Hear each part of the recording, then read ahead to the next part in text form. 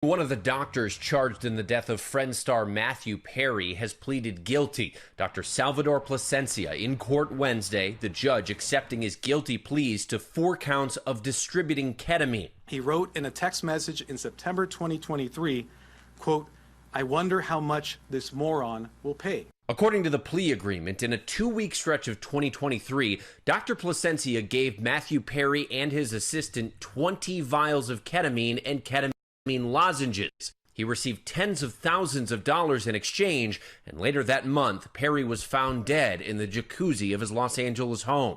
These defendants took advantage of Mr. Perry's addiction issues to enrich themselves. Dr. Plasencia is now facing a maximum sentence of 40 years in prison and a $2 million fine, while also voluntarily surrendering his medical license. In a statement, his lawyers tell ABC Dr. Plasencia is profoundly remorseful for the treatment decisions he made while providing ketamine to Matthew Perry. He's one of 5 people charged in the actor's death. One of them, Jasveen Sangha, allegedly known as the ketamine queen, has pleaded not guilty. It's important to note that none of the co-defendants have actually been sentenced. That suggests that the doctor, as well as his other co-defendants, are likely to testify against the so-called ketamine queen in her trial if she does not take a plea, making the government's case that much stronger. And Dr. Plasencia will remain out on bond until his sentencing in December. Meantime, another doctor, Mark Chavez, had already pleaded guilty last year to similar charges in this case, and he'll be sentenced in September, guys. Matthew Perry's tragic death shocked millions around the world. Known for his unforgettable role as Chandler Bing on Friends, Perry was a beloved actor who had long been open about his battles with addiction, recovery, and the constant fight to stay clean.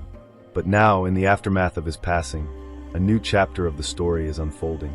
A chapter involving criminal accountability, drug distribution, and the investigation into how ketamine ended up in Perry's system. Today, we're breaking down the case of the first person set to be sentenced in connection with Matthew Perry's fatal overdose, what prosecutors are alleging, and what this means for the ongoing investigation.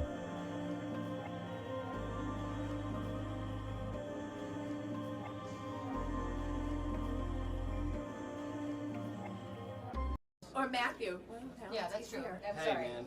Matthew Perry is the funniest person in the whole world. On the planet. Thank you very much. I think that's And what you know keeps what? us And I on mean song. that, actually. I'm saying it as a joke, and I absolutely mean it. Yeah, we all Oh, laugh at very Matthew's jokes, so that keeps us all a tight group.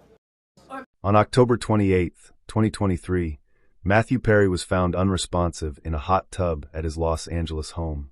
Authorities initially believed drowning to be the primary cause of death, but the autopsy report later revealed a more complex picture. The official ruling: acute effects of ketamine, a powerful dissociative anesthetic often used recreationally, but also medically, in controlled therapeutic settings for depression and pain. The levels of ketamine found in Perry's bloodstream were comparable to those used during general anesthesia. This prompted immediate questions. Where did the ketamine come from? Who supplied it? Was Perry using it recreationally, medically, or both? Authorities launched a multi-month investigation into the source of the drugs, the people involved, and any potential criminal liability. Matthew that well. He's in my book, and what I saw, because I read his book and I read it in a day and I loved it and I was so proud of him and inspired by it and then I wanted to reach out, because I'm in his book, when he says F Charlie Sheen and I'm going to be that famous one day too, and I didn't. And I think he died like 3 weeks after I read the book, but Do you wish I you'd gone through noticed to him, when Charlie? he was I don't. Yeah, I don't know that I could have affected any part of what ultimately happened, right? But I could see when he was promoting it, and I could feel the sort of the prison that he put himself in. Because I could tell he wasn't sober, talking about a book that is all about sobriety and recovery and, coming out of the that thing that I described, veterans of the unspeakable. Yeah. Detectives traced Perry's final movements, communication logs, medical records, and financial transactions. They interviewed witnesses, associates, medical professionals, and individuals within the substance use underground community in Los Angeles. The inquiry revealed a web of people with varying levels of involvement, ranging from medical providers to alleged street-level suppliers. And now, one of those individuals has become the first person to face sentencing, marking a major turning point in the case. It had the American dream happen to me. I got the great job. I was good at it. I bought a house. The house had a pool. I had the American dream, and I really, really liked it. Loved it for about 6 months. And then I walked in my house and went, oh man, this is not fixing this problem that I have. How is that possible? Jim Carrey did a really good quote a couple of years ago, a few years ago, and he said, I want everybody to get their dream, all their dreams come true, everybody, so that they could know that it's not the answer. That message is very powerful, because I thought it would fix everything, and, it didn't. Authorities have not charged any single person with causing Matthew Perry's death. Instead, the individual now facing sentencing is connected to the distribution of ketamine that investigators believe may be tied to Perry's access to the drug. This person, whose name has been released through court documents, is accused of participating in an illegal ketamine supply chain. Prosecutors argue that their actions contributed to an environment where high-risk substances became accessible to people struggling with addiction. The charges generally fall under drug distribution, conspiracy, possession with intent to distribute. While these charges don't directly state responsibility for Perry's death, they are still extremely serious. What do you think would be justified for today? What do you think your sentence would be justified for today? Do you have any comments like that? Any comments on that, Simon? Is there anything you'd like to say? Is there any sentence you hope to be justified today? Prosecutors are expected to argue that the defendant played a significant role in circulating ketamine through illegal channels in California, channels that eventually intersected with high-profile clients, including entertainers.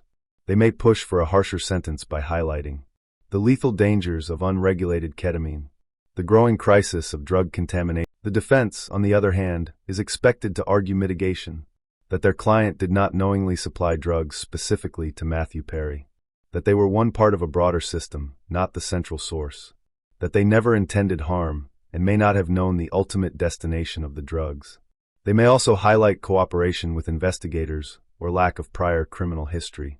Ultimately, the court will weigh intent, involvement, responsibility, and the overall impact of the defendant's actions. While this sentencing is a major moment, it's also just one piece of the larger investigation. Law enforcement continues to examine medical ketamine clinics, illegal distribution networks, individuals who may have supplied high-dose or recreational ketamine, communications and payments connected to Perry.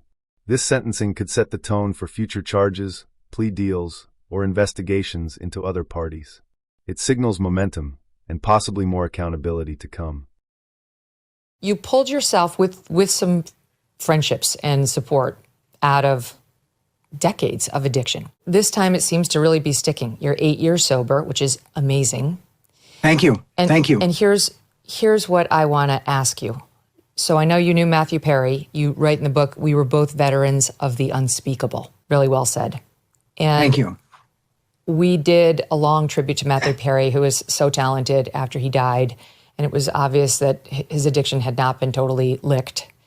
And if you don't ultimately lick it and stay off of the drugs and stay clean, it ends the same for virtually everyone. Please don't do that to us. Please know how important you are in our culture and as a figure who kids look up to and people admire and want to continue applauding and cheering for decades to come. I really hope you know we're all rooting for you and just want nothing but good things for you. That's amazing. There's such love and compassion in that, and that is a request that I wholeheartedly have every intention of honoring, because it's like you were saying, drugs are undefeated. they're undefeated. It's like 20 million to 0, Yeah. you know? And I even writing the book, watching the doc, I'm the guy that lived it and survived it. And I still don't completely know how to get through that, several times and then continue to thumb your nose at the universe. I think at that point you're asking for it, you know? And it's interesting because you do talk about that Matthew, was still struggling a little bit when he had to go on the tour and promote the book and do all that stuff. But I could see it, and I know a lot of other people could too. And I could also hear it when I listened to the book. I could hear just because for a guy that just had such precision with his diction and his delivery and his timing and just everything. And it was just left of center. And you just felt like, and I read his book. I read it in a day because I've just got so deep into it and nothing else mattered. And I wasn't stopping until I finished. And I so wanted to reach out to him and I didn't. And he died a month later. Oh, wow. And it was just, so yeah, I don't want to do that to my kids. I don't want to do that to the rest of my family. And yeah, if you get a second, third, fourth, fifth chance, wrap your arms around it. Fans of Matthew Perry have expressed a mixture of emotions. Relief that the investigation is moving forward. Anger that anyone may have supplied him with dangerous substances. Sadness that the beloved actor's struggle with addiction followed him to the very end. Advocates for addiction recovery see this case as a reminder of the deadly consequences of substance misuse, the need for better support systems, and the importance of safe medical practices. This case hits hard because Perry had openly worked to help others overcome addiction, even while continuing to battle his own. I think it's because when he was helping people, and he did that a lot, by the way, when he was helping people, that was what made him feel good as a human being. That made him feel like something. It took away a lot of those things that he was hiding away a lot of the time, those painful things. And when he was just making people laugh, and when he was doing the funny bit, and when he was all out there and, being the Chandler, I think all that pain was being pushed down under the comedy. Because, I didn't see it most of the time. Most people didn't see it most of the time. But I think for him, comedy was a coping mechanism, but a healing mechanism was realizing that he could find a way to help other people. Once sentencing is completed, prosecutors may continue pursuing additional individuals, build a broader conspiracy case, seek cooperation from the defendant to identify higher-level suppliers, file charges against other medical or non-medical sources. This is not the end of the investigation. It is the beginning of the legal resolution. The judge's decision will also set precedent for how seriously ketamine distribution cases are taken in the wake of a celebrity overdose. Matthew Perry's death is a profound loss. Beyond the headlines, beyond the courtroom, and beyond the investigation, he was a man who touched millions with his humor, honesty, and vulnerability. This sentencing will not bring him back, but it marks an important step in uncovering the truth about the circumstances surrounding his final days. And as the legal process continues, one thing remains clear. The fight against dangerous, unregulated drug distribution is far from over.